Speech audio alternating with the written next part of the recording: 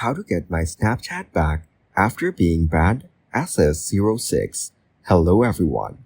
In this video, I will show you how to get Snapchat back after being banned from SS06. First, navigate to the App Store on your iPhone.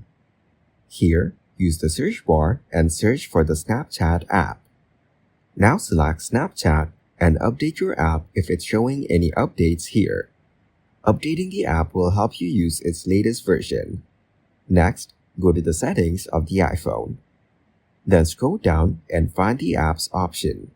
After that, tap on Apps and look for Snapchat. Following that, select the Snapchat app and enable the features that are shown on the screen. Now, go back and reach the General option. Here, scroll down and tap on Transfer or Reset iPhone. Next, select the Erase All Content and Settings option. Then continue it and it will help you get Snapchat back after being banned SS06. Following that, you can also go to the Safari app.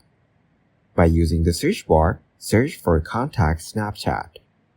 After that, reach the first website and you can report your problem here.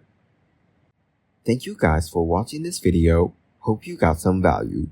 Make sure to like the video and subscribe to the channel to get notified of new videos.